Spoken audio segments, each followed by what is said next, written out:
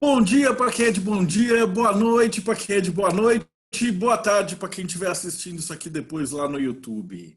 Então esse é mais um bate-papo Mayhem e desta vez eu vou trazer uma pessoa que a hora que ele abrir a boca vocês já vão reconhecer a voz dele de algum lugar.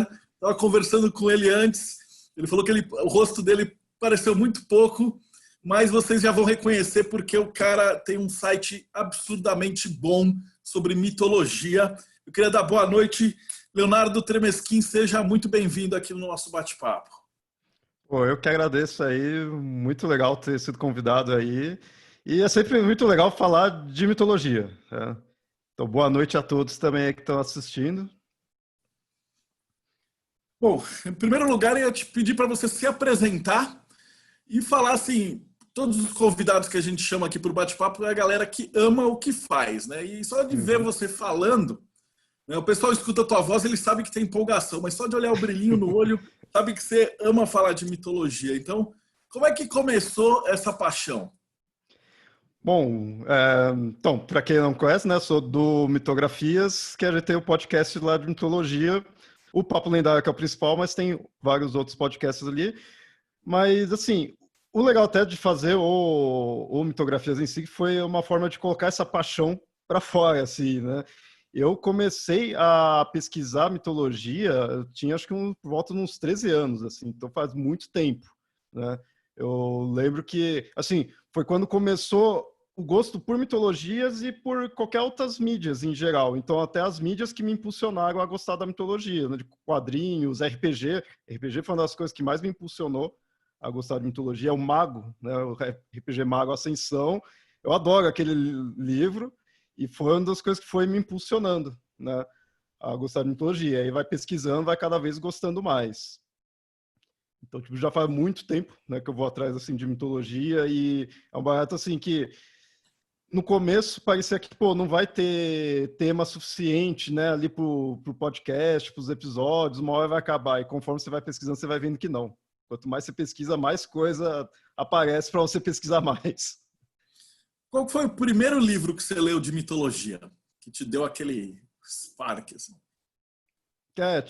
Tem um livro, é um livro ilustrado de mitologia, então assim, ele era, agora eu não vou lembrar, é não, de Philip, acho que é Philip New, o nome dele, e ele é bem ilustrado, assim, ele não chega a ser um livro infantil, mas ele é bem leve, ele é bom para de forma introdutória, né? E eu acho que até livros ilustrados de mitologia eu acho muito legal, porque a pessoa já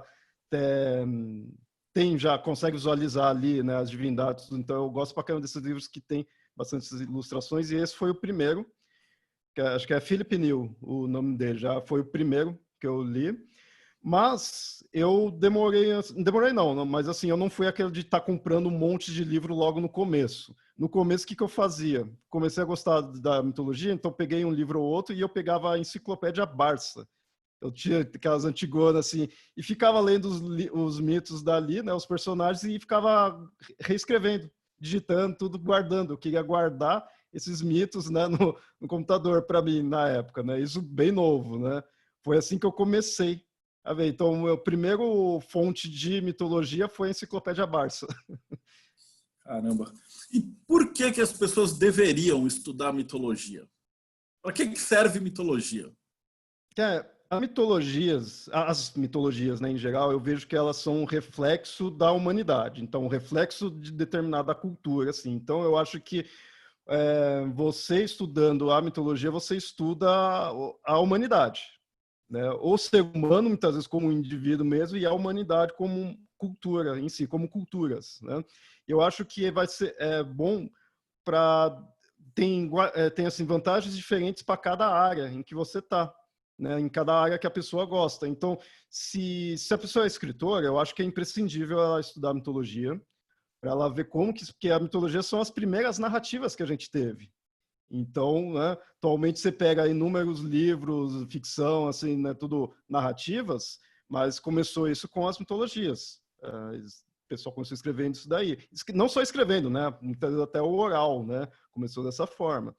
E então ser escritor eu acho que é imprescindível, né, para que você vai ver os estilos, né, de narrativas, mas não só escritores. Se você tipo for historiador, também, porque você principalmente história antiga. O que me chama muita atenção na mitologia é isso, porque eu gosto também muito de história, né? Eu penso em de repente vou estudar história mesmo, é uma coisa que eu quero. Então, acho que ser historiador, principalmente história antiga, vale a pena, porque você vai estar vendo mais um elemento daquela cultura. Né? Você vai ver as culturas como se viviam e no que elas acreditavam, como elas seguiam, né? Tudo ali.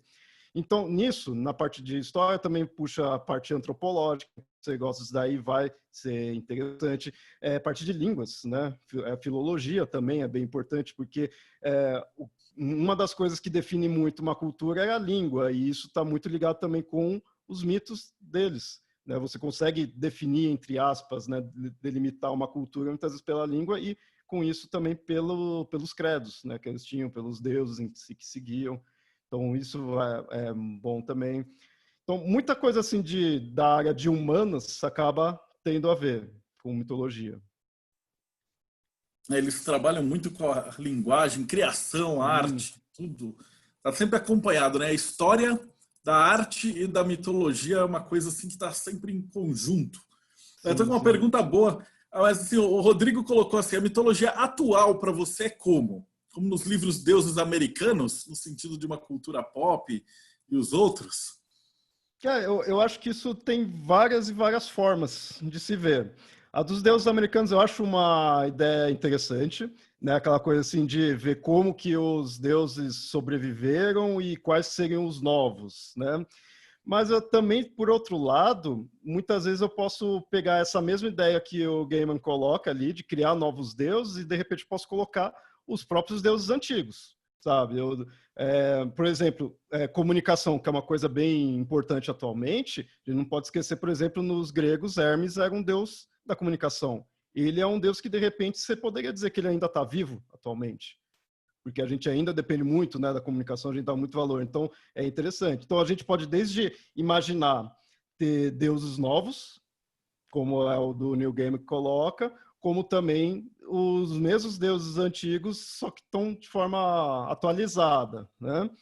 E querendo ou não, a gente não pode esquecer que, assim, mitologia é uma coisa, religião é outra, mas elas se encontram, né? Então, a gente tem ainda credos em algumas divindades, a gente não é só o católico, o cristão, monoteísta, a gente tem pelo mundo todo, tem outras crenças. Então, de alguma forma, os deuses vêm, né? Então, você pode ter deuses modernos, como coloca, ter uma renovação dos deuses antigos, ou mesmo a crença ainda que se mantém em alguns, né? O paganismo está aí para ainda manter os deuses vivos, né, de certa forma. Hoje a gente tem, na verdade, deuses que são personagens de anime, de quadrinhos, né? Tem aquela história eles colocaram um personagem de um jogo lá no Japão, na Coreia do Sul, e aí a mulher parou, assim, tem um vídeo que ela para e a mulher faz uma oração para um personagem de videogame, né? Então esse quesito de fé do New Game é muito bom. Eu, pessoalmente, eu gosto mais do Percy Jackson, que ele coloca os deuses como você falou. Tipo, como se eles estivessem ainda vivos, essa parte. Sim, sim. Aliás, isso vai para uma outra pergunta que eu queria te fazer, que é o seguinte, a mitologia é muito ampla. E lá no Mitografias, a galera não escreve para você perguntando assim, poxa, mas o tal Deus tinha um monte de filho, mas aí eu tinha um filho só, e aí agora ele tem um namorado, e agora ele viajou para não sei o quê. Então, são várias histórias. Como é que você entende a mitologia por esse ponto de vista, muitas vezes contraditório, dos mesmos personagens? Sim, é uma coisa que até eu brinco assim, na mitologia, quando você está em dúvida de duas versões, qual é a correta, as duas são a correta. Assim, porque, porque a mitologia ela nunca vai ter uma forma só, né? Nunca vai ter uma única versão, porque, assim, além de toda a passagem de tempo que se teve, então, assim, a gente tem que lembrar, mitologia grega é o que acaba sendo mais exemplo disso, porque é o que a gente tem mais detalhes ali. Mas então você pega a mitologia grega, extremamente antiga, um pouco depois já vai passar para os romanos, já teve escritor que pegou alguns mitos ali e mudou, e fez a versão dele. E mesmo nos gregos, tal região acreditava de uma forma, Aí o outro pegou essa divindade e em outro local mudava um pouco. Então teve, né, muitas vezes a questão de Zeus, que é conhecido como o famoso deus que pulava a cerca, ele muitas vezes uma ideia do porquê disso é que cada local queria validar a sua origem. Então, a gente é descendente de o filho de Zeus, né, em tal local. Então ele teve filho com tal pessoa, com tal mortal, criou-se um semideus e aí deu origem àquela cultura, né? E aí outro local vai fazer a mesma coisa, com outros personagens de Zeus. Então, já criou, né? Aumentou, né, a história dele. E, por exemplo, um outro exemplo é que a gente tem a Afrodite, grega, ok, bem conhecido, mas ela é uma deusa estrangeira para os gregos, ela veio de fora. Pegou a Ishtar, que se transformou em Afrodite, então já é uma outra deusa de outra cultura, com outras narrativas. Isso a gente está pegando, tipo, numa região pequena comparado com o mundo. Ali, parte do Oriente Médio, parte da Europa. Agora vai transpor isso para o mundo todo. Então a gente vai ter muitas e muitas versões, isso é normal, e isso é até o legal de se ter, sabe? Por exemplo, a gente pega ainda nos gregos, a gente pega o orfismo, sabe? Muita gente ouve isso daí só mais como nome ali, não conhece muito a fundo, mas quando você começa a pesquisar, você vê que eles parece que rebutaram a mitologia grega. Eles pegam e criam uma nova origem, sabe? Que eles acreditavam daquela forma e pronto, sabe? Eles iam contrário ao que era o padrão ali na época. E o padrão na época em determinado local, sabe? Então, assim, mitologias de culturas diferentes se misturam, evoluem, uma parte evolui de um jeito, em outra região evolui de outro. Isso vai criando novas narrativas, novas versões das mesmas narrativas. Então, a gente tem, por exemplo, a noite, Eros, Caos e Gaia foram os primeiros deuses na mitologia grega. Numa outra versão é Oceano e Tétis. Em outro é a noite que botou um ovo e dali que surgiu o mundo. Isso só nos gregos. Se a gente pega os egípcios, tem outras divindades e outras inúmeras versões.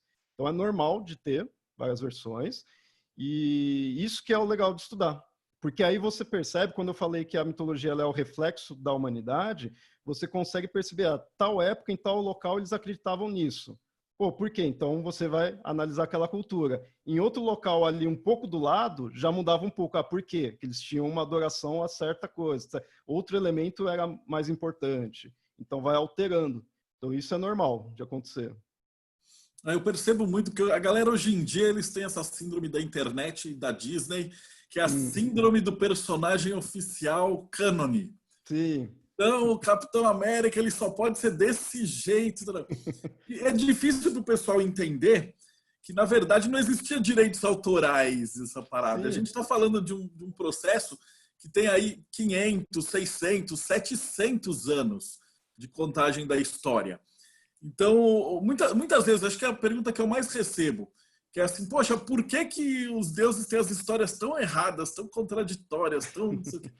E é difícil de explicar isso. Essas palavras que você colocou eu achei sensacional, porque ele explica de um jeito claro esse problema, né? Que não é um problema. A mitologia ela é uma narrativa em 4 dimensões. Sim.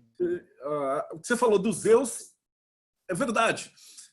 Você tinha em tudo que era estado, cidade-estado, o rei que falava assim, não, porque o meu tetravô era filho de Deus. Beleza, ninguém sabia ler e escrever, ninguém sabia nada, a historinha ficava. E aí, algum belo dia, quando algum inglês decidiu juntar tudo para fazer o manual, ele falou, beleza, quem são os filhos de Zeus? Aí o cara foi pesquisar lá, aí dava 170 e tralalá filhos. Sim. É uma coisa assim que vai acompanhando. Alguém tinha perguntado uma coisa do Campbell. Então, o que você pode falar do Campbell e desse monomito? Qual que é a tua experiência com pesquisar o Campbell? Cara, eu gosto muito. Foi também uma das primeiras fontes que eu comecei a estudar mitologia. Muito porque eu também sempre gostei de cinema e aí tem aquela coisa, né, da jornada do herói que é utilizado nos filmes e o Campbell, né, que colocou, que estruturou, né, o monomito. Então isso eu gosto bastante. Eu acho que quem quer estudar mitologia é imprescindível, né, estudar o Campbell, principalmente do Herói de Mil Faces, porque assim, eu vejo até, assim, eu gosto muito, mas eu vejo até, às vezes o pessoal faz uma crítica, que assim, as coisas só ficam presas na jornada do herói. né? Vocês, teria que ir além. Eu entendo, mas aí eu já acho que não é culpa do Campbell, nem do monomito em si, é do pessoal que está escrevendo de uma forma ali que não está sendo mais criativo, né? Aí é cada um que está escrevendo dessa forma. Mas o monomito em si dele é muito interessante. E até, inclusive, no próprio Herói de Mil Faces, ele fala, os mitos seguem certos padrões, mas isso não significa que seja uma regra e não possa mudar. Muitos mitos só vai até um ponto, outros mitos mudam tal coisa.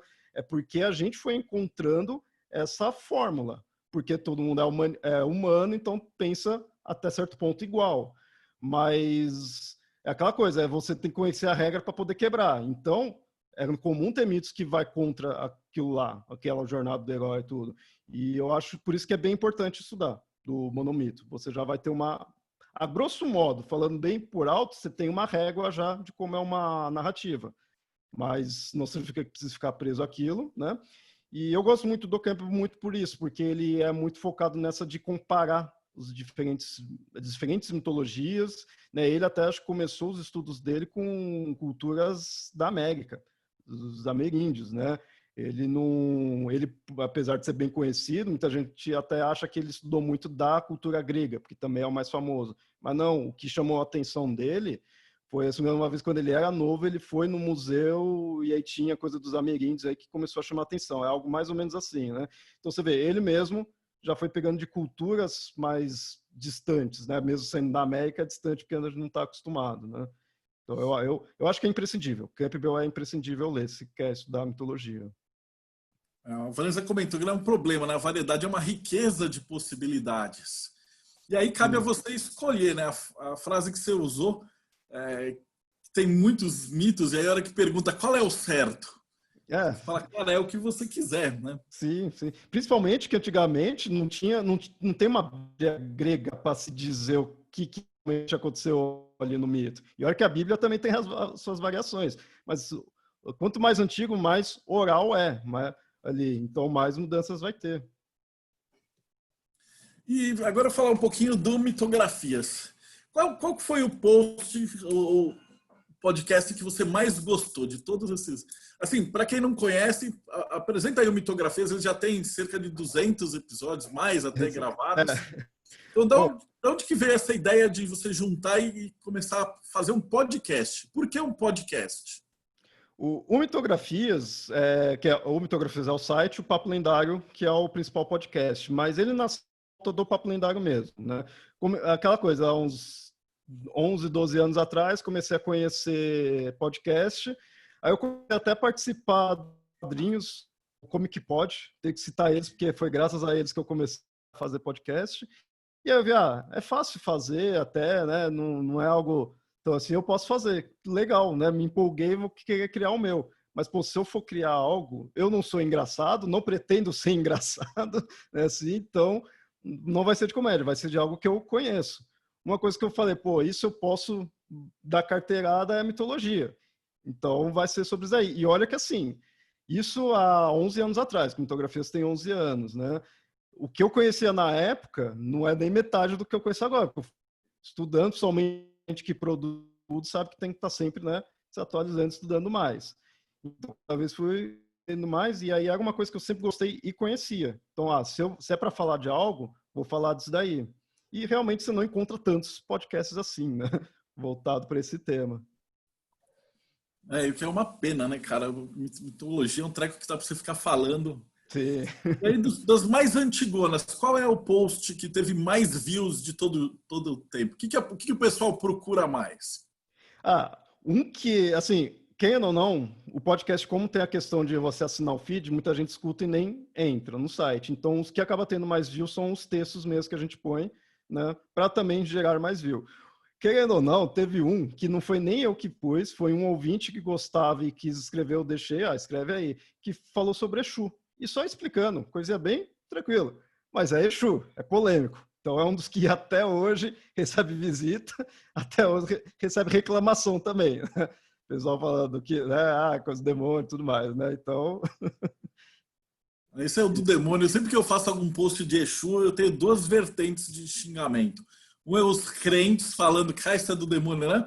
e a outra é dos macumbeiros para falar assim, mas no meu terreiro, no candomblé, Sim. não sei da onde, o Exu tem uma pena verde.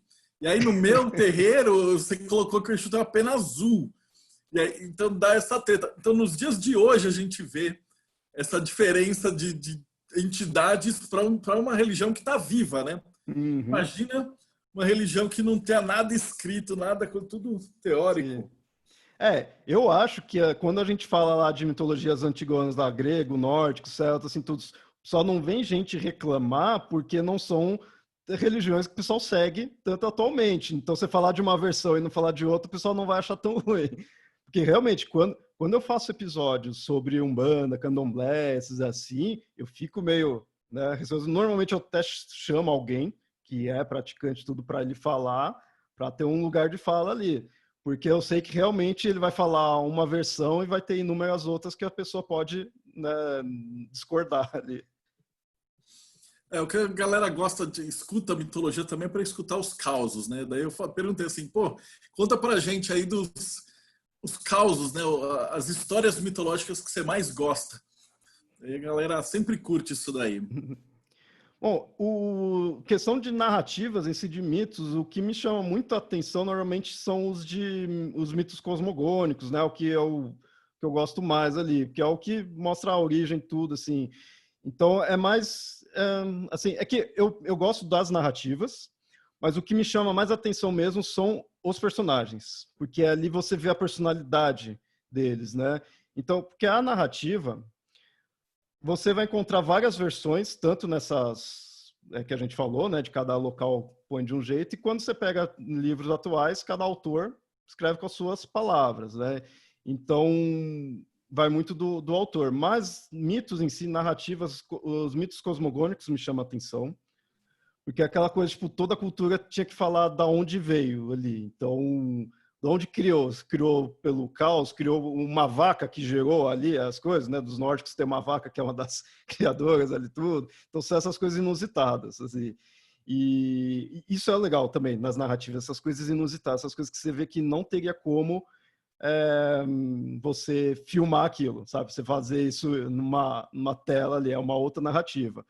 Uma vaca lambendo um gelo que nasce um gigante, que é dos nórdicos. É uma coisa muito bizarra, assim. Ou uma deusa que nasce já adulta da cabeça de Zeus, sabe? São coisas, essas coisas bizarras, essas coisas estranhas que eu acho muito legal, né? A gente tem até um episódio sobre, né, mitos bizarros. Tem uma deusa hindu que ela estava ali andando, o pessoal que estava seguindo, o pessoal que seguia ela, as ajudantes dela, estava ali com fome, né? Tava morrendo de fome. Não lembro porque que elas estavam no local e estava com fome. Ela, o que ela fez? Ela era a deusa do sacrifício também. Ela cortou a própria cabeça dela e do sangue que jorrava, as deusas foram lá, as ajudantes delas foram lá se alimentar desse sangue. Então ela estava, né, alimentando as outras. E a representação dela é isso. Ela segurando a cabeça dela, segurando uma espada e o sangue jorrando para as ajudantes dela. Então, sabe, são imagens muito bizarras, sim, mas tem um porquê. Não é aquela coisa bizarra por si só, né? Então, esses mitos que tem essas coisas estranhas que eu acho muito legal. Eu gosto da ideia porque eles tinham explicações físicas para tudo, né? Sim. Eu gosto muito sempre de citar da titanomaquia, que Uhum. para quem está escutando é a guerra na qual Zeus arrebenta todos os fulmina com raios, né? Todos os Uhum. gigantes e os ciclopes, né? E aí você fica pensando, porra, um gigante ciclope, como é que os caras acreditavam nessa historinha, né? E aí eu vi um dia, eu estava lendo sobre as pesquisas arqueológicas, e é o seguinte, ali perto, na Grécia, existia um cemitério de elefantes, Uhum. naqueles períodos dos mamutes velhos, Sim. né? Então, quando os caras desenterraram aquela porra e viram aquelas cabeças gigantes de elefante, quando você olha, depois você procura no Google, você vai ver tipo um crânio de elefante. Como eles têm a tromba, o crânio de elefante tem um buracão Uhum. no meio, assim, de onde passa a tromba. E se você pegar só o crânio, parece um crânio de ciclope, né? E tava tudo chamuscado, tava tudo em cinzas, e aí vem algum sábio que tem aquela puta ideia genial e fala, isso foi Deus. E aí o cara conta uma história bem doida, assim, né? Sim, sim. A história da Via Láctea, a Priscila, a gente foi para o meio do deserto. A gente foi de camelo 3 dias para dentro ali do deserto. Então você tem um disco de areia na qual você olha para o céu e, porra, cara, é um universo. Sabe aquele céu de filme? Que não tem luz em lugar nenhum. E aí sim você consegue enxergar o que os caras enxergavam, tipo, 6, 7 mil anos atrás. Uhum. E aí você olha para cima e realmente aquele negócio parece um leite celestial, nas estrelas e tal. Então não parece tão absurdo, né? Pra gente que mora na cidade grande é uma doideira. Sim, da gente que mora na cidade nem vê, né? Nem consegue ver mais direito isso daí. E da Via Láctea, você fala de parecer um leite, e para os gregos tem a narrativa disso daí. Que aí a Hera estava amamentando. Por mais estranho que pareça, quem conhece mais a fundo a briga da Hera com Hércules, né? Por ser filho de Zeus, ela estava amamentando ele, aí uma hora ele morde o peito dela, ela tira, aí escorre o leite. Nesse de escorrer o leite, formou a Via Láctea. Então, tipo, é um caminho de leite. Então, você vê, eles colocam já mais no literal mesmo, é Via Láctea, que é realmente leite, né? Daí veio o nome, né? Por isso que eu falei também, questão de língua, é muito interessante quando você estuda mitologia, porque você vai perceber, nossa, então tal palavra tem a ver, por causa disso, o ciclope que você citou, assim, não é só ter um olho para ser um ciclope, é ter um olho redondo, que é isso, que é o nome dele, né? Grande e redondo ali, que é o olho redondo, que é o ciclope, né? A própria palavra. Então, isso que é legal também, você vai percebendo o porquê das palavras ali que usa tem a ver com a origem. Né? Qual dos heróis mais antigos que você mais gosta?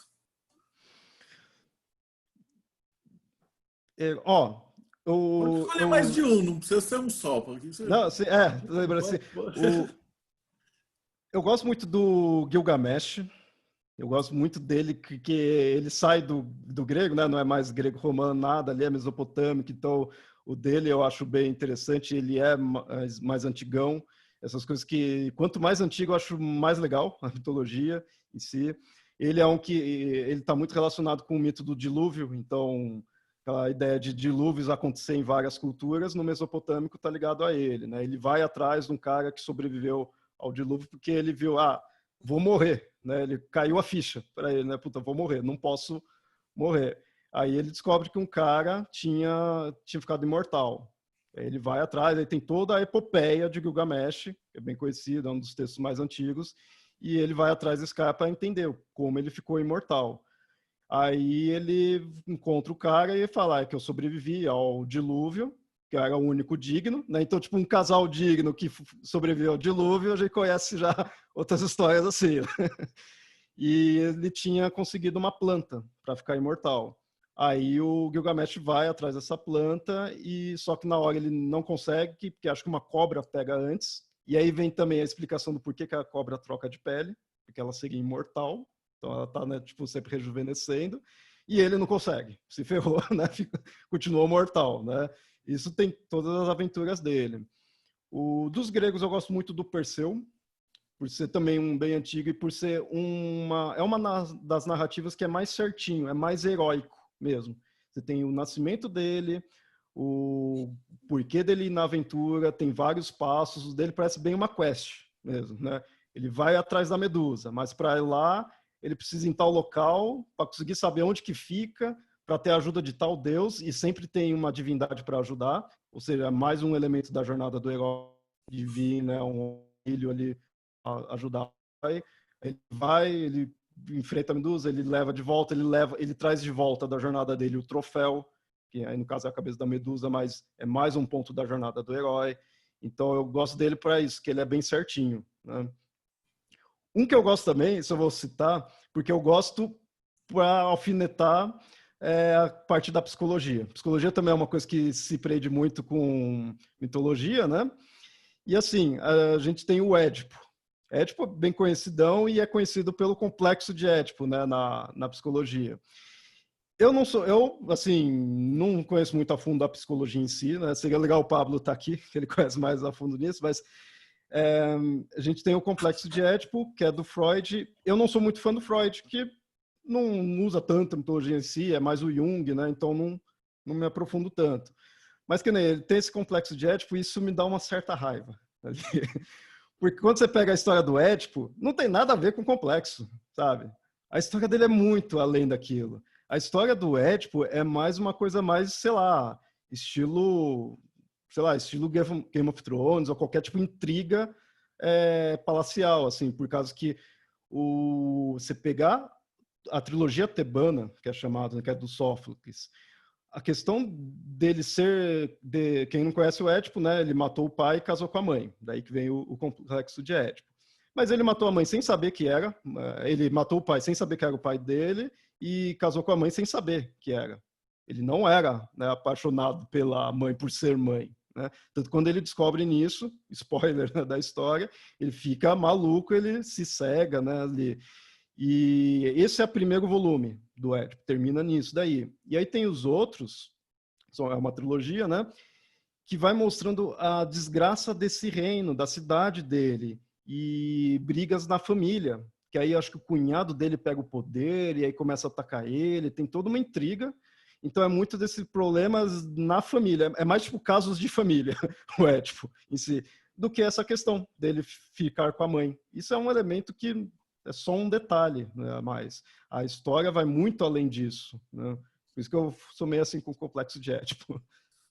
É bizarro também, porque a gente está acostumado com a Divina Comédia, que todo mundo fala que é o cara na visita do inferno e etc e tal. Mas, cara, isso é só um terço do livro. Sim, depois tem o purgatório do cara subindo e depois tem o céu ainda, né? Mas aí o pessoal se foca num pedacinho. E dos nórdicos, qual que é o teu favorito? Dos nórdicos, mais uma vez, né, trazendo a ideia cosmogônica, eu gosto muito de quando o Odin, ali vai um pouco além do cosmogônico, o universo já estava criado, mas quando eles vão estruturar, é o Odin e os dois irmãos dele, Vili e Ve, que destroem os gigantes e pegam o gigante e moldam o mundo. Então também é uma coisa bizarra, se for ver, né? As nuvens é o cérebro do gigante, a lua é o olho, o outro olho é o sol, né? Eles vão moldando ali. Isso eu acho bem interessante, porque isso mostra uma ideia que tem nos nórdicos de assim, o ser humano ele enfrenta e ao mesmo tempo ele tem que domar a natureza, principalmente os nórdicos. Se você pensar que era um povo que vivia ali no frio, a natureza era, ao mesmo tempo que ia ajudar, era muito inimiga deles, né? Então, eu gosto desse mito por essa mensagem que ele tem, mostrando o ser humano ele tem que dominar a natureza. Odin fez isso. Odin ele pegou e construiu a natureza e os gigantes eles são uma representação da natureza. Os gigantes têm isso, os titãs têm um pouco disso, os celtas também têm isso. Os celtas têm aquela coisa dos Tuatha de enfrentarem os fomorianos. Fomorianos são os vilões da história, uma raça vilã. Eles representam também conceitos da natureza. Todos os perigos da natureza, até tipo, também fome, essas coisas, eles representam. Então, aquela ideia, o ser humano ele está sempre brigando com a natureza, né? Porque para poder sobreviver. Os nórdicos passam muito essa ideia. Então, eu gosto dessa parte cosmogônica muito deles, né? E que eu gosto pra caramba do Odin também. O Odin é um dos meus deuses favoritos também. As aventuras do Odin é massa. Não, isso que você pontuou eu achei bem interessante, de colocar aqui da mitologia a própria representação do povo versus a natureza, contado dessa forma, né? E no grego, meio que os deuses fazem tudo, deixam tudo pronto, e aí os gregos chegam lá na idade do ouro, idade da prata, idade do ferro, depois vem a Pandora, ela joga e cresce a idade do homem e tal. E é uma moleza a vida para os gregos. E a vida para os nórdicos sempre tinha o anão à espreita, um gigante de pedra e tal, né? E quando você vai estudar a mitologia dos mundos, é tipo assim, se você for muito para o norte, você vai chegar no reino do gelo. E, porra, se você for muito para o norte, tem gelo. Se você for muito para o lado, tem o reino das montanhas do gigante. Se um maluco começasse a se aventurar para lá, ele ia achar as montanhas. Então, de uma certa maneira, se o cara fosse muito para o outro lado, ele ia achar os vulcões. Então, ele sempre representa. Essa acho que foi a parte que mais me apaixonou para estudar a mitologia, né? Sim. Minha história é muito parecida com a tua, por isso que eu estou curtindo aqui. Você está com quantos anos agora? Tô com 33. Então, tem 33, eu comecei a fazer a pesquisa da minha enciclopédia em 89. Cara, Eu fui morar essa época na tá muito Europa. novo. Tinha 2 anos. Eu era muito pivete, não tinha nada de internet. Então eu trouxe tipo uma pilha, você vê. Isso aqui é só livro de Sim. mitologia, essas 4. Caraca. Porque eu ficava traduzindo essa porra, igualzinho. Ver você falar, cara, eu me olhar no espelho. Não tinha internet, tinha porra nenhuma. E aí a gente vai pesquisando e vai se apaixonando e vai traduzindo. E aí você esbarra. O formato que você escolheu de podcast, de texto, eu achei fantástico. Eu fui tudo direto para o papel. Eu falei, pô, eu preciso fazer uma enciclopédia porque eu não achei nenhuma legal. Uhum. Mas o formato mais dinâmico, né? Então você consegue alterar. Eu gosto muito porque você traz uma geração um pouco para frente da minha. Então você vai lá, escreveu mitografia e já preencheu tudo. Mas se vem uma coisa a mais, você Sim, pega sim. a imagem e já coloca uma imagem a mais, já é dinâmico, né? E a Sim, mitologia ela sim. era uma parada dinâmica. Como é que você enxerga ela indo conforme os povos vão se encontrando? Por exemplo, gregos e romanos. Como é que Hum. funciona, na tua visão, essas duas mitologias, os deuses gregos fazendo essa transição? Isso é legal ver dos gregos e romanos, greco-romano, assim, porque é muito comum o pessoal em geral pensar assim, greco-romano é uma coisa só, os romanos apenas copiaram dos gregos. Tem um certo quê de verdade, mas ele não se limita a isso, porque eram culturas diferentes.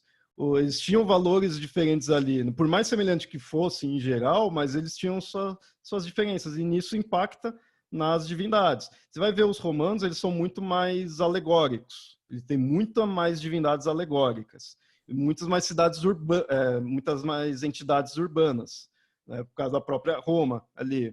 E o melhor exemplo para mostrar que greco-romano não é uma coisa só, a gente pega o Ares e o Marte. Teoricamente seria uma divindade só, né, análogo.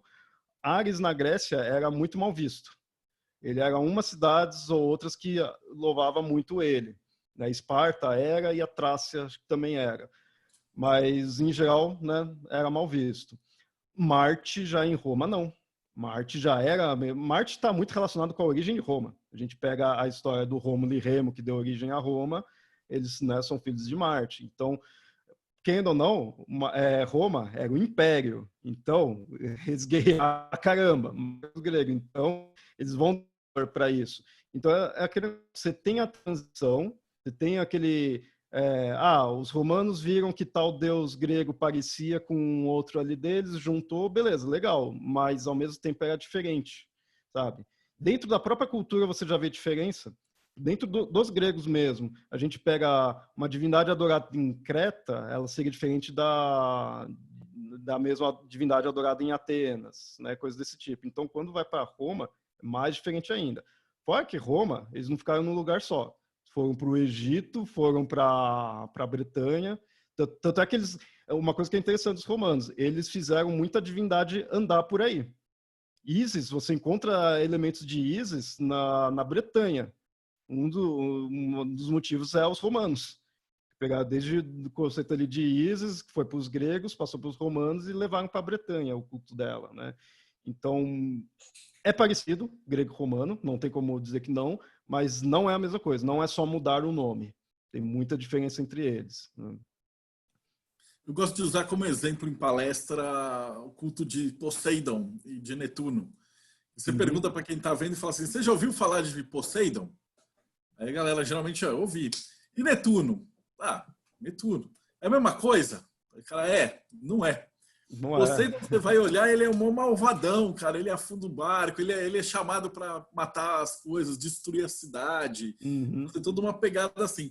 E já o Netuno, ele é só gente boa, né? Os desenhos romanos, elas são todas assim, associadas com dinheiro, com riquezas, cavalos marinhos e etc, né? Sim.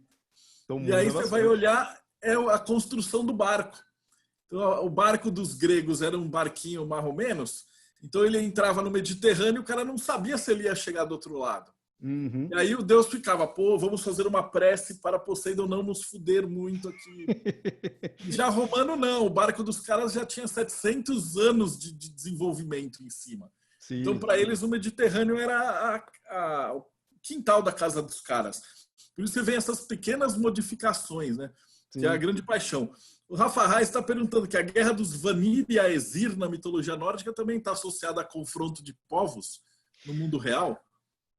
Mais ou menos, não digo povos em si necessariamente, mas os Ases contra os Vanir, ele representa, da mesma forma que eu falei que os Ases, né, o Odin contra os gigantes, era o domínio do homem pela natureza, dos Ases e dos Vanir, ele representa... Tem essa ideia, tem gente que fala, era dois povos ali, atacou, mas isso não me convence muito. O que é mais assertivo é os Ases, eles eram guerreiros, os Vanir eram mais da agricultura, algo mais assim. Os Ases, principalmente o Odin, eles eram deuses da aristocracia. Eles eram deuses da realeza. O Odin é mais voltado a isso. E porque os chefes das tribos, aí vai evoluindo os chefes dos locais em si, eram guerreiros também, né? Os reis eram guerreiros, então ele vai ter aquela divindade guerreira e sendo a divindade regente.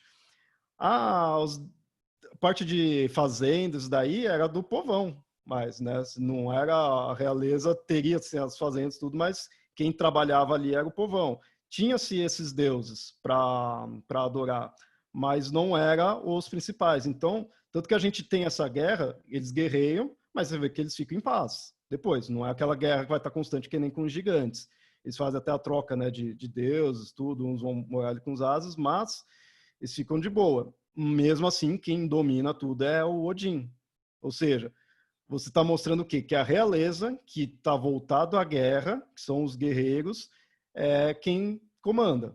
A parte de fertilidade de agricultura é importante, mas não é da realeza, é do povão.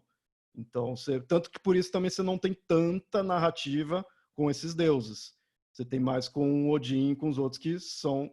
Querendo ou não, o cara que é rei, você vai contar ali a história, os bardos da época vai estar contando para o rei, ele vai enaltecer a divindade que é ali do rei, né? É o que reflete ele. Então, dos Vanir e dos Ases passa muito disso. Diferenças de classes. Os nórdicos, eles tinham muito essa questão da diferença de classe, porque eles têm até um mito que conta essas classes diferentes. O Heimdall, ele, não, que é o deus que fica no arco-íris, que vê tudo ali, o porteiro dos nórdicos, ele vem para a Terra, ele vai para 3 casas diferentes. Aí uma é uma casa grandona ali, é um palácio, ele dorme na casa do casal que estava ali. Aí a mulher engravida, então ele não só dormiu, né? A mulher engravida, e nasce o que daria origem aos reis. Aí ele vai numa casa mais ou menos, faz a mesma coisa, dorme ali na cama, a criança da mulher nasce e vai dar origem aos guerreiros ali, aos soldados, né? E a terceira, que é uma casa bem rústica mesmo, bem simples, a mesma coisa, e a criança que gera é o que dá origem aos fazendeiros, né? As pessoas mais pobres. Então ele foi explicando a diferença de classes ali. O cara passeia por todas as classes. Eu lembrei agora dos Asura, que se você for nos persas, eles são os anjos ou os demônios. Agora eu não vou lembrar de cabeça. Mas se você atravessar e pegar o povo que era inimigo deles, eles são os anjos e os outros os demônios. Então o anjo de uma cultura é o demônio da outra cultura, né? E nos gregos também, aquela história de Zeus virou um cavalo para comer a mulher, para ter um filho. Aí na outra ele vira uma chuva. Aí na outra ele vira um pavão. Aí na outra ele vira... Eu descobri que são brasões dos nobres, conforme a Grécia foi se unindo embaixo de um único governo, eles iam pegando e fagocitando as culturas, né? Uma vez eu estava conversando com um arqueólogo, ele falava que, putz, lá na Grécia, o Homero, né, que a gente conhece como o cara que pegou as mitologias, ele era caixeiro viajante. Então o maluco viajava para todos os lados e ele ia escutando as histórias. Por isso que ele acabou compilando, porque elas eram todas separadas, né? Tanto que você tinha aquela lenda assim que você podia chegar numa cidade e matar todo mundo, menos os poetas e os bardos. Porque se você matasse, você ia ser amaldiçoado e você ia perder tudo que você conseguiu. Disse o bardo, né? Salvar dele, né? Fez para salvar dele. E das mitologias americanas, qual que você curte mais? Como é que é a tua visão delas? As americanas, elas, assim, é legal pelo parte mais desconhecida, mas ao mesmo tempo dá uma certa estresse por causa disso, porque é mais difícil de encontrar coisa, encontrar variações, né? É isso graças aos colonizadores que destruíram, né, muita coisa daqui, sobrou-se pouco, né? Então, mas é legal, conforme você vai pesquisando, você vai vendo que é um mundo totalmente à parte e, assim, cada local também tem suas diferenças. Você vai pegar os diversos povos indígenas daqui têm suas diferenças entre si e aí você vai pegar mais na metade ali, Maia, Azteca é outra coisa, na América do Norte outra coisa, os Inuit, né, que é no extremo norte, ele outra coisa, e sempre representando o próprio local.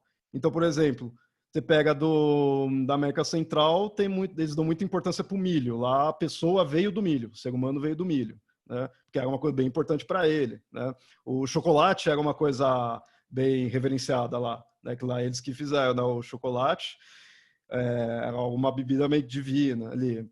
Aí você já vai para aqui para o sul, já tem outras coisas que eles vão adorar. Aqui tem muita questão de rios, né? Por causa do que tem, então muita da floresta. Então é sempre aquela coisa representando a cultura, né?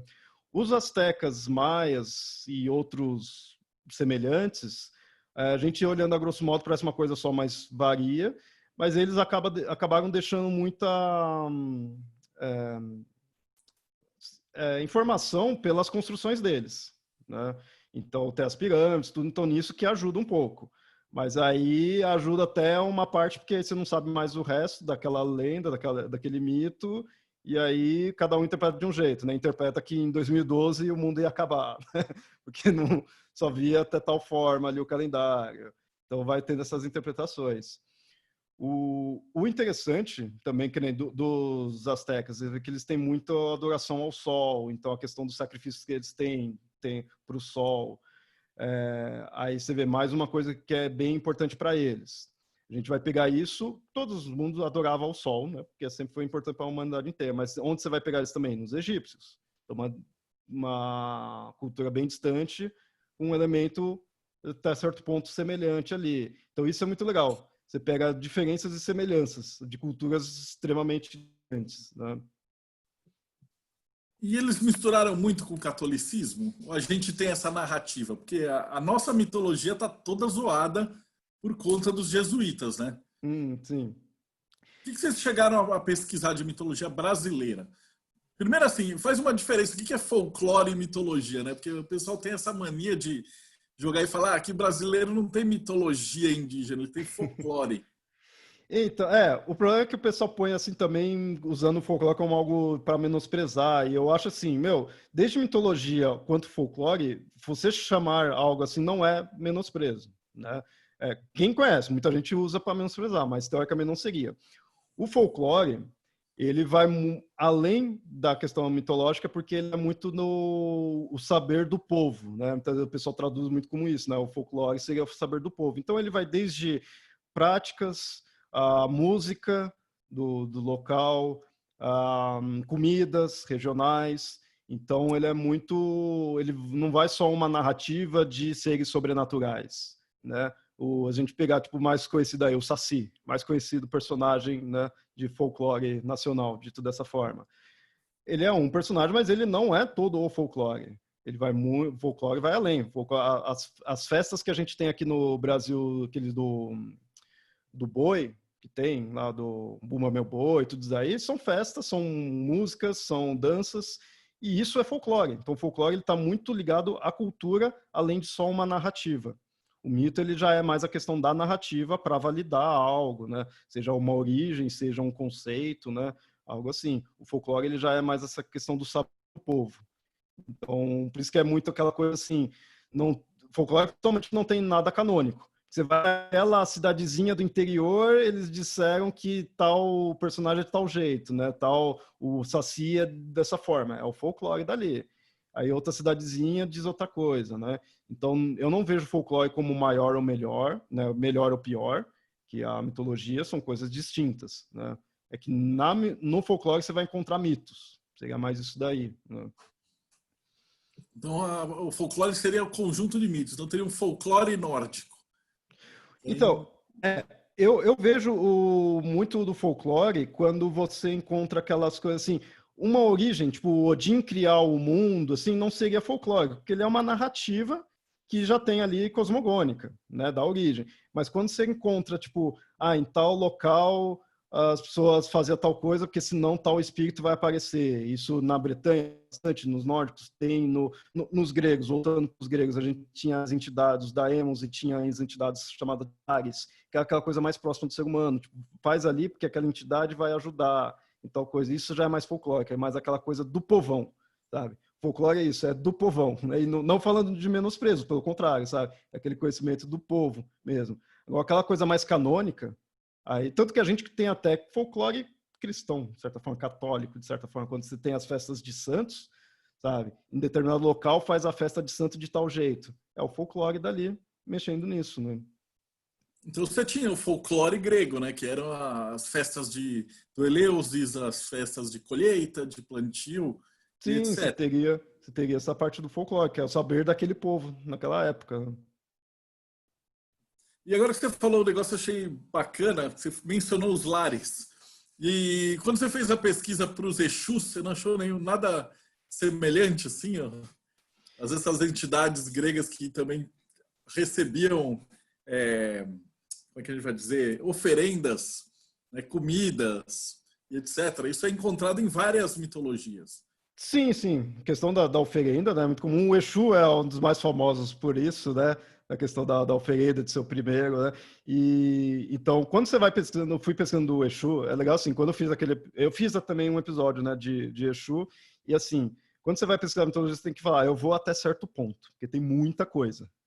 E então do Exu eu falei, não, eu vou querer ver só algumas variações e voltar mais pro próprio Yorubá, o mais antigão, que é onde tem mais narrativas mesmo, né? O Exu, por exemplo, tem essa questão de ser o primeiro a ser ofertado e ele tem inúmeras narrativas, inúmeros mitos para explicar isso, para validar, né? Aquela coisa que eu falei do mito validar, tem inúmeros mitos para validar isso.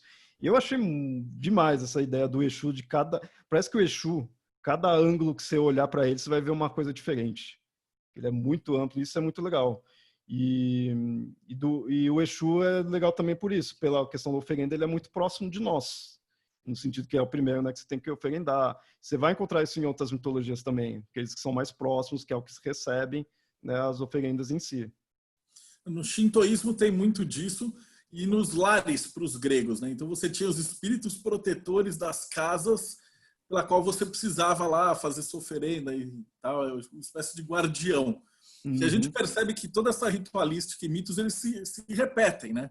Então, Sim. eu sou apaixonado pela Odisseia, e uma das partes dela, ele narra que Ulisses ele vai para falar com os mortos, ele precisa lá sacrificar o frango e deixar na encruzilhada, e aí ele Uhum. abre, e aí vem as shades, as sombras, né? E aí ele consegue conversar com os espíritos. E aí os espíritos eles são muito fracos, porque eles estão meio entre a vida e entre a morte. Uhum. Tal. Você chegou a perceber em várias mitologias que você estudou que eles tratam aí do sobrenatural e dos espíritos?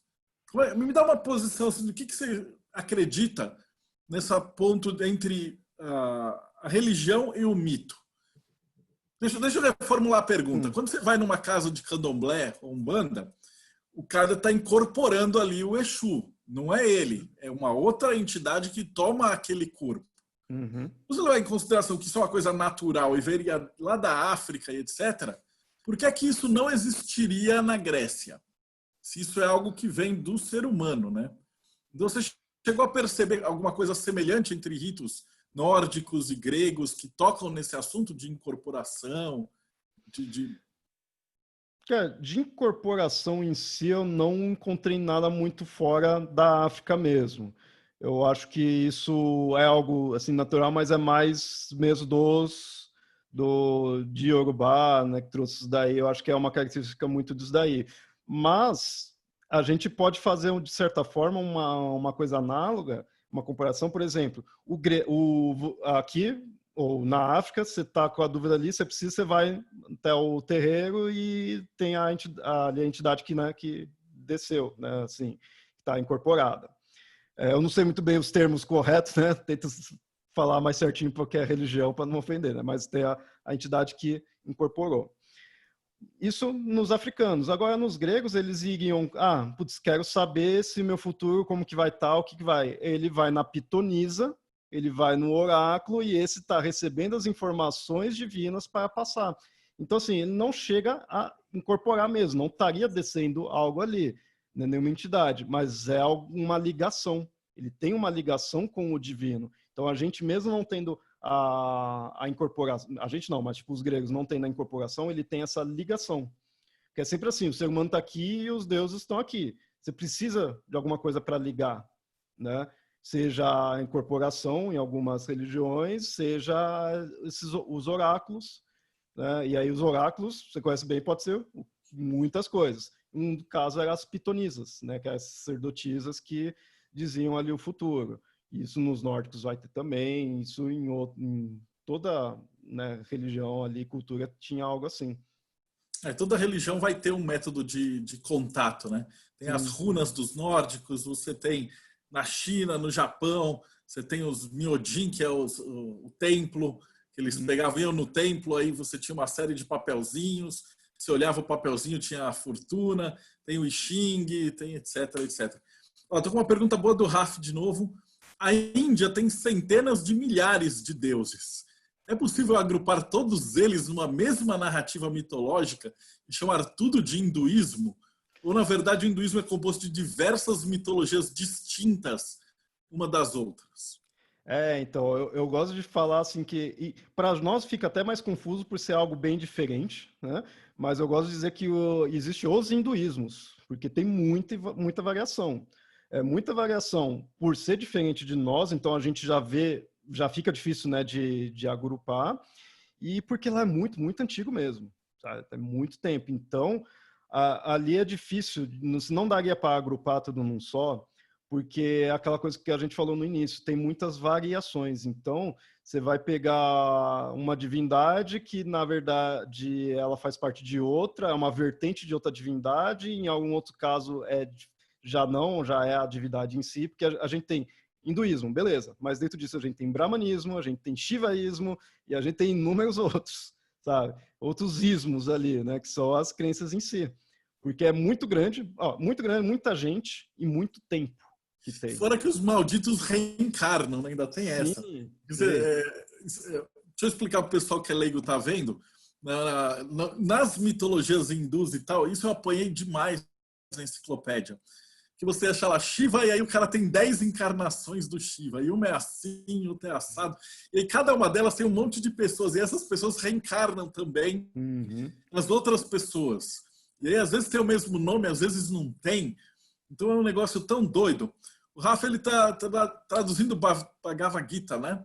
E, putz, depois eu vou pegar ele para fazer um bate-papo só desse assunto. Que mitologia hindu por si só tem mais deuses e mais histórias e mais tudo que todas as outras religiões juntas, né? A gente costuma achar que os gregos tem Deus pra caramba, mas é paçoquinha, cara, comparado com o hinduísmo. A gente tá engatilhando, né? A do Jonatas está aqui. Faz sentido desenvolver mitologias hoje em dia? Tipo, criar uma narração compilada de vários locais, diferindo geograficamente? Bom, vamos ver se eu entendi assim. É que eu vejo a mitologia. Mitologia, para mim, ela não é uma coisa que acabou. Então, mitologia estaria atualmente com a gente pelo conceito que eu vejo da mitologia, que é essa ideia de narrativas. Mas, assim, em questão de ter deuses atualmente, vai de cada um. Tem gente que segue coisas pagãs que vai ter. No folclore, por exemplo, vou usar esse termo folclore que fica mais fácil da pessoa, né, já pensar, mas você vai aqui na região no Brasil, nas cidadezinhas, ou né, qualquer local assim, vai ter aquela crença aqueles seres ali. Não são deuses. Ok, a gente também, a própria definição de Deus é meio complicada em si, mas eles são entidades que a pessoa acredita que existe. Então, ela vai ter uma narrativa, ela vai ter um mito, né? A mitologia é isso. Agora, ter deuses atualmente, depende. Se for hindu, vai ter. Se for muitos dos orientais, né, shintoísmo vai se manter e ainda tem algo assim. O masdeísmo ainda tem, bem pequeno, que é o zoroastrismo, né? E ali não é duas divindades praticamente, mas são coisas que vêm desde antigamente até hoje. Então, você consegue manter alguns conceitos. Agora, criar do nada, não sei se criaria, Eu tenho né? que inventar. O Lovecraft, você considera mitologia? Então, eu considero nessa definição que eu ponho, como mitologia. Assim, porque quando falar o que é mitologia, né? Eu vejo assim, a mais literal é estudo dos mitos, que é a palavra em si, né? Ou então eu ponho como todo um conjunto de narrativas e personagens que explicam, não só explicam, mas validam o mundo, as pessoas, os conceitos. Então, assim, a gente vai ter a mitologia grega, que tem esses personagens, essas narrativas, a gente vai ter no Lovecraft os seres que explicam como é aquele universo, a gente vai ter no Tolkien os deuses, né? Não é bem deus ali, mas esqueci o nome, os Valar, né? Que explica como é aquele universo. Então, eu acho bem nisso daí, sabe? Quando você tiver seres, conceitos e narrativas que validam como é determinada a realidade, eu encaro aquilo como mitologia. A pergunta do Jonas: existe um objetivo principal da mitologia, mais do que só contar história? Eu acho que é contar história para esse conceito de validar. Como eu falei, né? O que é o mito? É uma narrativa que valida algo daquela cultura, né? Ele valida desde a origem do local, desde a origem do ser humano, desde o porquê que o sol vai de um lado para o outro, por que chove, porquê, sabe? E não é explicações no sentido científico de que tal coisa acontece, não, é para você validar, sabe? Por que a gente tem certos conceitos que tem um certo e errado? Que lá a mitologia vai ter uma narrativa. Uma coisa que a mitologia, que os mitos valida muito, são os ritos. Eles estão interligados. Por exemplo, a gente falou do Exu. Você faz a oferenda primeiro para Exu. A gente vai ter inúmeros... É um rito, né? É uma ação que você faz ali. Você vai ter inúmeros mitos para explicar. E aí tem o Exu que fez isso, fez aquilo, e aí por isso você oferenda ele em início, né? Por primeiro. Então a mitologia ela serve muito para isso, para validar os conceitos daquela sociedade. A gente tem hoje em dia... Eu gosto do Lovecraft porque ele criou toda uma mitologia cósmica maluca dele mesmo. E você mencionou também, o Senhor dos Anéis é outro que criou toda uma mitologia incrível em cima, que provavelmente foi mais lido do que muitas das mitologias de verdade. E com os filmes, então, eles têm um conceito que a gente chama de egrégora dentro do hermetismo, que é a quantidade de pessoas que colocam energia nessa devoção para esses seres, né? E talvez os nossos super-heróis de hoje em dia, como é que você acha que um historiador de 500 anos vai olhar para trás e enxergar o mundo de hoje, desse ponto de vista mitológico? Então, eu acho que não precisa nem ir para o futuro para pensar os super-heróis como mitos. Eu encaro eles atualmente em si, como, né, algo de uma mitologia. Porque, mais uma vez, você vai ter um universo criado com seres em si, e aí a gente tem os super-heróis como esses seres sobre-humanos, né? Ele não necessariamente sobrenaturais, mas sobre-humanos. Mais para frente, claro, se a gente manter todo esse nosso registro, o historiador vai perceber, né, que era quadrinhos, era uma ficção, mas se de repente perder e ficar algum resquício, eu não duvido de repente, o pessoal, eles adoravam tal coisa, porque você não vai ter o registro muito bem daquilo, né? Então eu não duvido. Mas como falei, você não precisa ir muito longe para considerar eles como mitos, eu considero, né? Um exemplo assim, a gente tem mais super-herói, mais clássico, mais conhecido, mais popular, Super-Homem, Superman. Ele é um ser que veio do céu e veio para a Terra fazendo uma ligação. Ele faz uma ligação do ser humano com o céu. Ele veio do espaço. A ideia, uma imagem que ele tem é isso, de ser algo que liga da Terra com o céu. Algo muito comum em inúmeros personagens míticos, né? Fazer essa ligação. Um semideus, né? O Superman seria tipo um semideus. É uma ligação do céu com a Terra. Eu tenho uma pergunta para o Rafa. Eu não sei se você vai conseguir responder essa, porque é o seguinte. O Léo, ele é especializado em mitologia, ele não é dos rolê hermético. A ideia do bate-papo é chamar pessoas que são especialistas em várias áreas, né? Ele está perguntando se a mitologia pode ser interpretada como um cordão guia, que vai uma maneira de explorar os arquétipos na árvore da vida. Se você não estiver familiarizado, eu respondo. Essa parte do cordão não conheço muito a fundo, mas a questão de arquétipo está bem próximo de mitologia, algo muito focado. Então, acho, tem a ver com arquétipo. Agora, essa parte do cordão já não é muito minha praia. A árvore da vida ela é um conceito da Cabala, do hermetismo principalmente, que ele estuda a Cabala judaica pelo viés ocidental mitológico. Então, na Cabala judaica, você tem 10 esferas de criação, na qual o ser humano, ele, como o judeu só tem um Deus único, você recebe as emanações divinas de Deus, etc. E eu comecei o estudo da Cabala ao contrário, eu comecei por mitologia. Então, quando eu cheguei no Campbell, que você tem todos os conceitos do monomito e tal, estruturados por mundos e tal, eu cheguei para um pessoal da maçonaria, um rabino virou e falou assim, cara, vai estudar Cabala, porque você vai ver tudo isso daí. E aí, realmente, o que o Campbell chama de monomito, que o Rafael está perguntando, ele coloca lá o monomito do Sol, Tiferet, que é o arquétipo divino. Você vai ter inúmeros deuses que abarcam esse conceito. Então, o Marte vai ter lá inúmeros deuses de guerra, de raiva, de sangue, de sacrifício, de criação, etc. Arcano da Lua, você vai ter inúmeras deusas que formam esse arquétipo da grande deusa lunar, né? E a gente no hermetismo estuda muito Yesod. Né? Para os judeus você não pode representar, e para os árabes também. Então você não pode desenhar e fazer uma figura para você adorar. Mas para os ocidentais a gente enxerga isso como facetas de uma joia lapidada. Então, por exemplo, a Ogum e Thor, eles são facetas de Gevurah, que é o quê? Os deuses de porrada, de Deus. O cara tem relâmpago, o outro tem um martelo, um machado, porrada, uma parte assim. Obviamente, Odin, Thor não é Marte, que não é Ogum, que não é tal. Mas eles são pequenas facetas daquele espaço de tempo e cultura que representam esse fio da árvore da vida, né? Então, apesar de eu ter te convidado para falar mais da tua especialidade, é legal porque a galera que está escutando, eles estudam hermetismo e eles vão ver que o estudo da mitologia pura, na verdade, você chega no mesmo caminho que a gente, só que por um outro viés.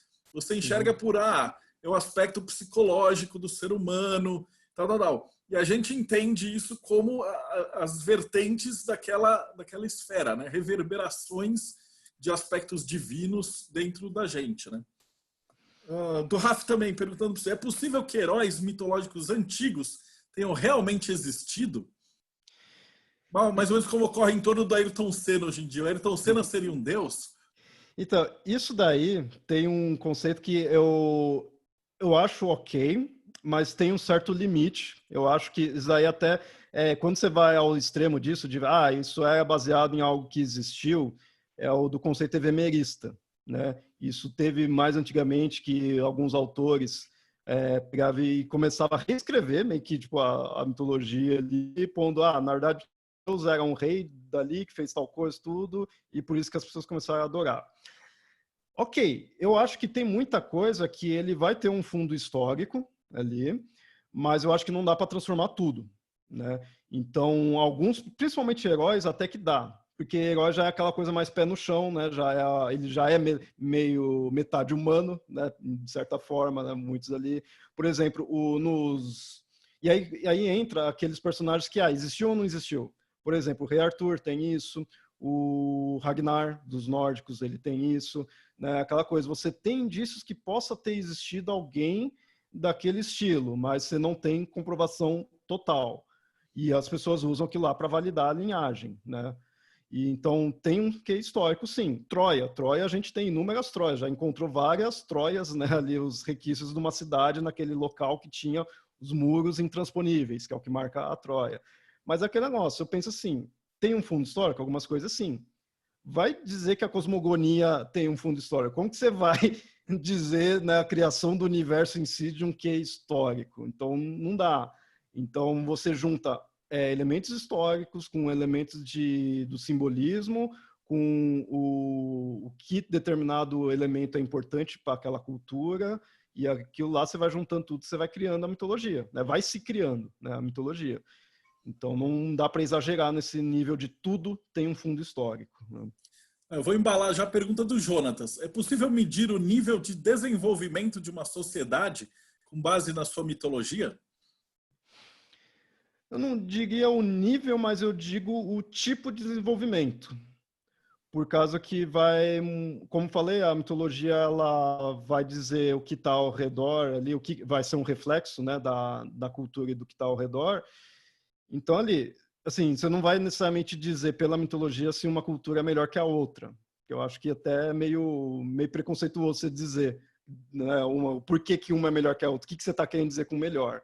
Mas tem muita ideia, assim, por exemplo, os gregos. Você vai para os gregos, você encontra inúmeras divindades marítimas e seres marítimos. Por quê? Porque eles eram um povo que tinha muitas ilhas ali, então faz parte deles. Então você, analisando os mitos deles, você percebe, claro que a gente sabe onde eles moravam, né? Então já tem um motivo. Mas você vai ver que eles eram uma cultura muito marítima ali, muito importante, que o mar, os locais é muito importante. Você vai para os nórdicos, você tem muita divindade guerreira, porque eles eram um povo muito guerreiro. Eles, né, necessitavam muito ali do enfrentamento, de ir para as outras culturas e outros povos e enfrentar. Os egípcios têm muita relação com o sol, porque né, muitas divindades relacionadas ao sol, porque eles davam ali o local, o sol é importante. Você foi para o Egito, você viu como que o sol é algo, né, forte ali em si, não só no calor, né, mas o próprio semblante dele em si. Então é isso, você consegue não ver a questão do nível em si, mas o tipo de desenvolvimento. Você pega os romanos que a gente tinha falado antes, os romanos eles são muito urbanos, né, que eles desenvolvendo as cidades, então eles têm muitas divindades voltadas para isso, tem divindades voltadas para dinheiro, para comércio. O Hermes, que era uma divindade muito, tem a questão da velocidade lá, meio trickster, tudo assim, quando se tornou o Mercúrio, ele se tornou o deus também da política do mercado. E isso é mais importante para os romanos, né? Eles Então, tinham muitas subdivisões de deuses dentro do mercado também. Você tinha o sim, deus sim. do parto, a deusa da mãe, a deusa de não sei o quê. Então eles vão especificando. Eu gosto de dar um exemplo, falar assim, o nosso céu, ele é um oásis, porque a gente vem lá, o catolicismo vem lá do judaísmo que veio do meio do deserto. Então, e o inferno é quente. Então esse exemplo assim para explicar como é que é uma cultura, você pega o inferno, você fala assim, porra, você falava lá que o inferno é quente pra caramba, mas pro nórdico o inferno é gelado. Sim, sim. Se você chegar pro nórdico, pro viking e falar, cara, faz o que eu mando, senão você vai pro inferno. Aí ele, como que é esse inferno? Ele fala, porra, lá é quente. Aí o cara, caralho. Daí ele fala assim, Sim. você tá com frio, mano, o inferno é muito frio. E do mesmo jeito, pro judeu, ele fala assim, você tá com calor aí no deserto, o inferno é muito mais calor. Uhum. E por Enquanto outro lado, o céu é o... Ah, fugiu o nome agora. O Castelo Dodin lá, esqueci o nome. Asgard. Asgard, mas tem o nome do maldito O castelo. palácio tem um nome específico. Palácio. Então, você vai lá para Asgard, você sobe lá para tal, e lá é super bacana, porque vai ter javali, vai ter bebida, vai ter mulher, vai ter Em Valhalla, né? Valhalla. Uhum. E para os judeus não, ele fala assim, parece um oásis a descrição do céu. Então, só nesse exemplo prático, a gente percebe que as culturas elas vão sendo moldadas aí. Sim, Ó, o sim. Jonatas também perguntando assim, vendo o lado narrativo da mitologia, você percebe que é um recurso muito poderoso como ferramenta de educação. Você já se deparou com alguma corrente mitológica que parece oferecer um método educativo e eficiente para usar com criança? Um jovem? Corrente em si não, mas acho que muito também por eu não sou educador em si, né? Então eu nunca vi com olhos assim de vou utilizar isso, né? Isso daqui poderia ser utilizado assim, mas você percebe que dá para usar sim, porque as mitologias em geral passam nossos conceitos humanos, mesmo até indo para uma coisa meio superficial assim de bem ou mal, você consegue tirar uma coisa assim, tipo, né, do que deve ser feito ou não, sabe? Meio que uma lição de moral. Isso falando até, tipo, a grosso modo, sem se aprofundar muito, você encontra. Então dá sim para você utilizar os mitos para isso, né? Mas aquela coisa assim, é que o problema é que os mitos já tá muito fragmentado no seu original, tá muito alterado, independente de onde você pega, então... E assim, também é o seguinte, os valores de antigamente, alguns valores eram diferentes dos nossos, então não dá para você usar para ensinar os mesmos valores, né? O certo e errado também era outros, assim. Mas eu acho que dá, forma educativa dá sim, basta você entender o mito, entender o que ele quer passar e passar aquela narrativa para a pessoa, né? Eu usava para RPG. Eu sei que a molecada gostava muito. A gente usava os deuses de verdade, entre aspas, vou usar o termo de verdade, no RPG. Então, tanto que os meus RPGs ficaram famosos, porque na verdade eles não têm nada de original. Eles são um recolhimento dos mitos das religiões. Então, em vez de você rezar lá pro Gandalf, para não sei o quê, dos deuses do Dungeons and Dragons, você era um clérigo do Thor. Sim, fazia essa pontuação. E muita gente estudou mitologia, se interessou por mitologia por causa de RPG. O Rafa também. Você já estudou ufologia sob um olhar mitológico? Tem algum post disso, alguma coisa nesse sentido? Eu acho que tem uns episódios que a gente cita. Para mim, uma coisa que eu acho interessante, eu até tinha anteriormente perguntado a questão de deuses, né, mitos atuais, assim, tudo. Tem aquela ideia lá dos os deuses astronautas, né? Eu falo que, na verdade, é o contrário. São os astronautas nossos atuais deuses. Assim, eu inverto essa frase, porque é o seguinte, a gente tem a imagem do alienígena, do ET, da ufologia, ela é a nossa mitologia atual, né? Nossa, né, de forma geral assim, mas por quê? Começou-se a ter a ideia de um ser vindo do céu, superior, que vai te ensinar, ou então pode até ser perigoso, mas é algo, você tem que tratar ele bem, porque senão você vai se ferrar, né? Algo assim, ele veio do céu, ele tem mais conhecimento, ele vai te trazer algo bom, é praticamente uma divindade. Então, assim, como eu trato a mitologia, independente se é verdade ou não, para mim isso não importa, mito não é que é mentira, ele está além de mentira e verdade, ele é uma narrativa para validar. Então, esses alienígenas que vêm, a gente trata aquilo lá como um mito, no sentido de que é algo que nos valida, né? Que, pô, é algo que está ali distante e veio para cá, vai nos ensinar, vai trazer algo superior, para bem ou para mal, né? Então eu encaro a ufologia, os alienígenas, sim. Esse é um mito moderno. É o que eu chamo, né, é um exemplo de mito moderno. Ele pergunta se o Ashtar Sheron seria um mito, porque já tem um folclore, porque a galera já incorpora ele, faz Sim. tudo ritual. Eu acho que é bem nisso daí. E o Ashtar Sheran, inclusive, por mais... É legal, assim, que a primeira vista parece ridículo, né? Assim, eu entendo até da pessoa dar risadas e tudo, mas ele tem um fundo de lógica nesse sentido. E ele até liga já com o que mais até transcendental, algo mais fácil até de você ligar com uma crença, né? Com algo espiritual. Mas ele também, não deixa de ser um ser superior que veio do céu. Zeus também é um ser superior que veio do céu. E se o Ashtar Sheron virar uma religião no futuro? Se tiver bilhões de pessoas acreditando nele, aí ele vai falar que, na verdade, Jesus era um mito. E Ashtar Sheron é o Deus de verdade. Pô, a gente já tem a cientologia, que tem um panteão galáctico muito louco por trás disso aí. Por sinal falei de Jesus e tal, você também considera anjos e demônios como a parte da mitologia, junto da mitologia, em separado? Como é que é a abordagem de vocês a respeito, por exemplo, dos santos católicos? Eu encaro tudo como mitologia. O problema é que quando eu falo isso para alguém, se a pessoa é religiosa, ela fala, como assim? Você está denegrindo? Não. Está falando mal? Não. Pelo contrário. Porque são narrativas, né? Então, anjos, para mim, vai fazer parte da mitologia. Vai ter, se tem a narrativa do anjo que desceu com a espada de fogo e atacou a cidade, fez não sei o que, tudo. O anjo que veio e desceu para pegar o primogênito. É uma narrativa. É um mito. Né? Ele está validando um evento. Não tem cobra falante? Mentiram para mim? Então, né? Como eu falei, mito está além da mentira e da verdade. Então, quer dizer que o padre inventou essa história, não tem cobra que fala, pô. Agora eu fiquei triste. E os santos, que estão mais próximos aí da o santo também, vejo muito nessa forma. E assim, eu vejo, porque teoricamente, né, cristianismo monoteísta, mas a gente tem uma divindade só que tem muitos santos com coisas específicas, né, de funções específicas.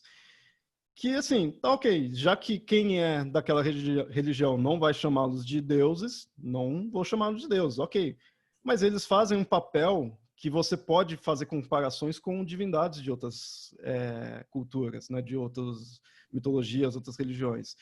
Então, assim, não vou chamar de Deus para não ofender, mas ele tem um que é análogo, né? Não é por nada que a gente junta tanto aqui no Brasil vai juntar muito orixá com santos, né? Mas, por exemplo, a gente tem na América Central, eu acho que é no Haiti, que a gente tem a Mamã Brígide. Eles juntam com os santos franceses. Tem É a um Santa catolicismo Brígida. francês. E isso veio de uma divindade celta, Tem né? a Santa Muerte no México, que ela também trabalha com isso daí. Mas aí também tem o santo cachorro. Então, eles têm tudo que é tipo de santo diferente. E, assim, os próprios santos, eles não eram criações aleatórias, né? Você percebe que tem muito santo que ele veio de um semideus ou de um herói e, na verdade, o catolicismo foi que roubou primeiro. Sim, sim. Então, se chamar eles de mito, mas, na verdade, eles pegaram os mitos originais e sacanearam e transformaram em santos, né? Então, vai ficar essa guerra.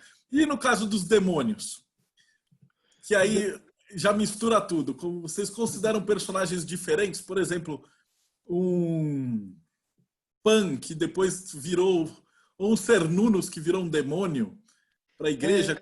Com alguém que estuda mitologia faz o quê nesse caso? Ele considera outro personagem ou ele anota como se fosse um fim de carreira? Como é que é o critério para se estudar vamos dizer, um deus, uma divindade, um herói, um monstro, que quando chegar a religião ele transforma num demônio? Esse termo que você usou de fim de carreira eu achei interessante, que ele tem um quê disso, né, também.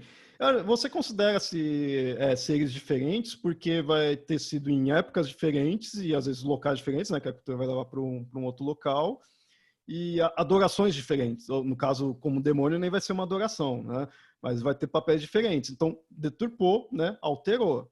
Mas veio dali. Então, que até é muito disso que eu gosto de estudar nas mitologias, ver como que aquela divindade passou de algo adorado da natureza de tudo para ser algo ruim, um inimigo, né?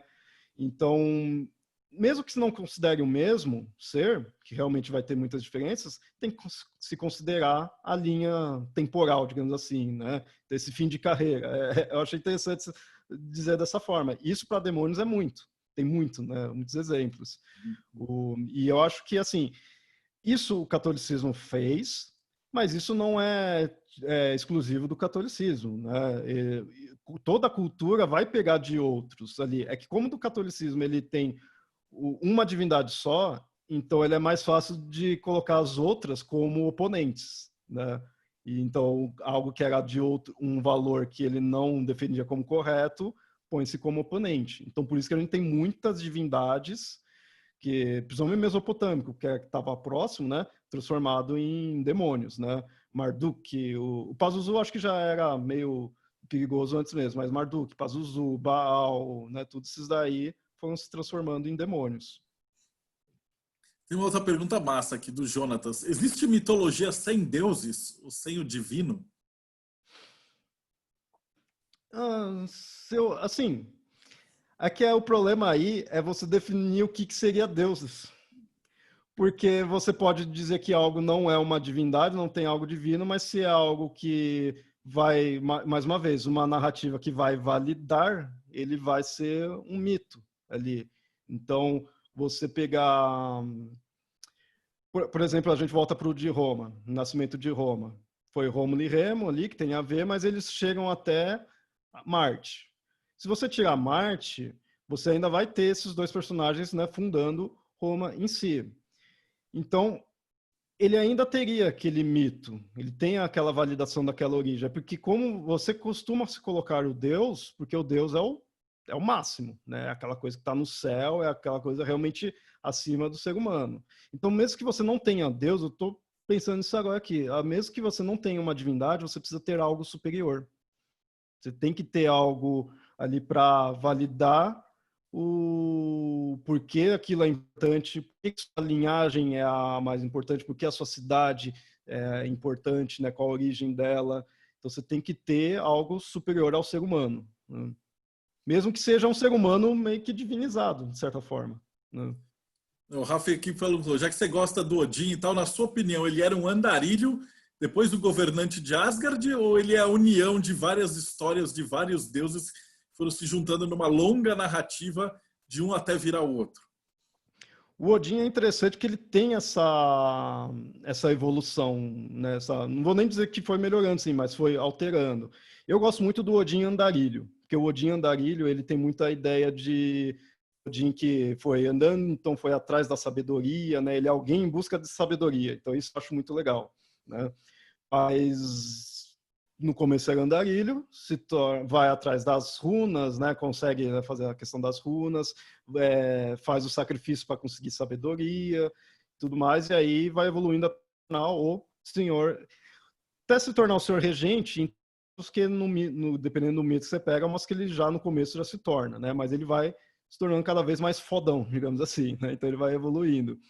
Mas isso está muito ligado com a cultura, porque tem-se uma hipótese, isso de pessoal que pesquisa a história e cultura nórdica, de que, assim, antigamente o Odin, ele seria, quando era mais algo bem mais tribal, ele era só uma divindade da guerra e muito voltado, na verdade, mais uma divindade da morte, até, né? Mais até a questão dos guerreiros que morrem, tudo.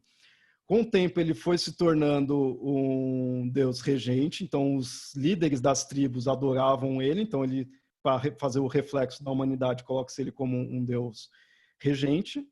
E aquele negócio, eu sou um líder da tribo, eu sou guerreiro, né, naquela cultura, então meu deus, que é o rei, também tem que ser guerreiro. E aí que ele foi se tornando uma divindade guerreira, né? A adoração dele foi evoluindo nesse ponto, né? Você não vai encontrar tipo narrativas mostrando isso, mas seria tipo, o tipo de crença que se tem, que se tinha nele, né? Então dá para fazer essa evolução do Odin andarilho, que é o que eu acho mais legal, para o Odin mais guerreiro, né? O Odin, eu gosto muito dele. Assim, o Zeus, ele começa como criança, tem toda uma historinha, ele também junta os poderes e bate em todo mundo. Uhum. Mas o Odin é tipo um super-herói mesmo, né? Ele se crava na árvore, aí ele pega as runas, aí Sim, ele sim. tira o olho, aí ele vai lá beber da fonte, aí ele tem um jogo de... Ele desafia um outro deus, né? Para ver quem sabe mais. Tem Sim. porrada de história bacana dele. E a gente não tem, aqui na América do Sul é mais difícil, né? Não sei se porque a religião cristã já bateu todo mundo, mas a gente não tem um Odin, assim. Tupã não é a mesma história, né? Você tem várias narrativas. Então, em parte, assim, a gente perdeu muito, né? Infelizmente, a gente perdeu muito do que poderia ser registrado, né? E, querendo ou não, também por ser cultura diferente, vai ser, né, valores diferentes. Ali, como eu falei, dos nórdicos é normal que eles tenham alguém guerreiro. Aqui precisaria tanto, talvez não precisasse tanto em si. Não que não tivesse guerra, não que não tivesse seres guerreiros, mas talvez não fosse tão, né, tão necessário. Talvez aqui você vai encontrar muito algo mais da natureza mesmo, né, de coisas de plantações de árvores, assim, porque é o que tinha aqui, é o que aquela cultura dá mais valor, né? Só que, assim, foi se perdendo muito. Então, o maior problema mesmo é isso, sabe? O colonizador foi destruindo tudo, a gente tem pouco registro. Uma coisa muito triste. Cara, a gente já está chegando no finalzão. Eu ia te perguntar para você deixar as considerações finais, assim, para o cara que gosta de mitologia, que curte e tal, o que ele deve fazer? Como é que ele vai atrás? E depois, como é que ele te acha? Bom, para assim ir atrás de livros de conteúdo de mitologia, eu acho assim, tem dois tipos básicos de pesquisa, né, que dá para fazer, que é no sentido assim, se você quer ver as narrativas ali, quero ver como é a Odisseia, como é o mito de tal herói, tal coisa assim, tem muitos livros que você vai encontrar aqui. que são que nem aquele livro do Neil Gaiman, de mitologia nórdica. Ele é um reconto, né, na versão dele, dos mitos, né, das narrativas nórdicas. Legal, acho que tem seu valor ali. Eu, tipo, modéstia à parte, já passei disso, porque todos os mitos que estão ali eu já conheço, eu já li, né? Então, compensa você ler, mas você tem que ter em mente que é um autor fazendo uma releitura de um mito, porque quando você vai atrás do mito original, você pegar tipo uma tradução mais original, né, assim, né, sem dizer original, mas você pegar tipo uma tradução vai da Teogonia, do Eda, né, que seriam os mitos nórdicos, você vai ver que o original é um poema, ou está fragmentado, é difícil você realmente encontrar ele, você não vai encontrar, como a gente vê, tipo, esse do Neil Gaiman, do, tipo, o personagem fez isso, aí falou isso, aí fez outra coisa, sabe, uma narrativa mesmo em si. Então, compensa você ir atrás desses livros, só que aí você tem que tomar cuidado, porque vai dar qualidade do autor. Neil Gaiman escreve bem? Escreve, então dele E ele pode ser seleciona o mito que ele gosta, né? o que ele gosta, tendo as palavras deles ali. Tem outros livros que você pode encontrar com o que é meio infantilizado. Então, de repente, pode, por ser infantilizado, pode servir para uma criança, mas às vezes você não quer daquela forma, né? Mas tem esse estilo. Então, fica de olho quem é o autor mesmo ali. Se é o Neil Gaiman, se é algum que você já conhece, você já viu o estilo de escrita. Por outro lado, tem outro tipo de pesquisa, que é a que eu gosto mais, que é uma pesquisa mais enciclopédica. Que eu acho que também deve ser da forma como você faz, né? Que é aquele negócio, você vê aquele personagem e aí ele tem certa narrativa, mas também tem uma outra variação. E em outro local o pessoal adorava ele de tal forma. Então você já vai encontrando características dele. Aí nisso já tem uns livros que, de certa forma, acaba sendo mais pesado, porque eles já vão trazer mais a questão da cultura, da psicologia também, né? Da parte mais humana ali. Então, você pega os do Campbell, seria um exemplo disso. Ele não vai estar narrando um mito, mas ele vai estar explicando como é aquele mito. Aqui no Brasil a gente tem o Junito Brandão, que é voltado em mitologia grega. Mas eu falo, ele é ótimo.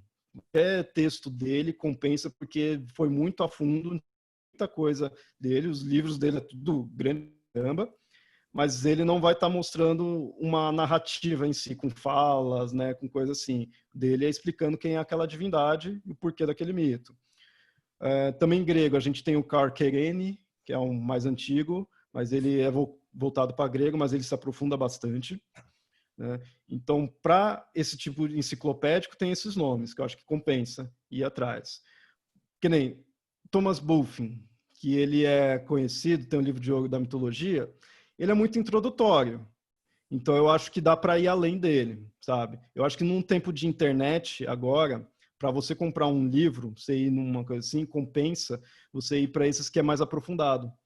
Porque se você quer uma coisa mais supérflua, você digita na internet, você encontra um textinho ali, algo curto mostrando, né? E, então, pegar um livro, pagar, gastar dinheiro para algo mais superficial, acho que não compensa. Eu acho que para comprar algo, compensa se aprofundar. E aí vale a pena. E Indicações como é que o mais pessoal essas. te acha lá no Mitologias, Mitografias? Isso. Do Mitografia já é uma pesquisa que eu recomendo na internet, que vale a pena pesquisar ali, que a gente se aprofunda, a gente está com 200, né? Mais de 200 episódios. Então, o site é mitografias.com.br. Aí a gente tem lá, tem textos ali, tem alguns artigos acadêmicos, tem textos mais introdutórios mesmo, para quem não conhece. A gente lançou 3 livros. A gente tem um físico, então não está lá mais gratuito, mas tem o link para você comprar, que é o livro de mitos modernos. Mas isso são livros de autores mesmo que pegaram e reinventaram, né, fez algo original, mas baseando em mitos. A gente tem o volume 2, que é mitos de origem, e o 3, que é mitos de trindade. O 2 e 3 dá para baixar gratuito. Lá, só entrar no site, tem lá a abinha, o link, você consegue baixar. Tem livro e o principal tem os podcasts. Um feed só, que é o Papo Lendário, que é o de conversa mesmo que a gente faz falando, né, sobre os elementos das mitologias, mas tem outros. Tem o Manual dos Monstros que eu fiz, que é introdutório, mas é narrando os mitos voltado para os monstros, não para os heróis, né? É algo mais para apresentar. A gente tem outros podcasts ali que a gente vai soltando de tempo em tempo. Tem os Horrores Urbanos, que é do Pablo, que grava comigo, que é de terror. Então tem aquele que é psicológico, mas junta com um que também mítico. Então tem vários tipos ali. Se assina um feed só, você recebe tudo. Ok, aí o cara volta e vai assistindo do primeiro. Sim. Cara, Léo, foi um prazerzão conversar com você, cara, muito agradecido, pessoal. Obrigado. E depois esse bate-papo vai ficar disponível, pessoal do Mayhem. Daqui um tempo ele vai para a internet, para o YouTube, e vai para um podcast, inclusive é o próprio Leonardo que está fazendo a edição dos nossos podcasts do bate-papo, cara. Então, cara, brigadão mesmo, brigadão por quem estava assistindo, e até o próximo Bate-Papo Mayhem. Até mais.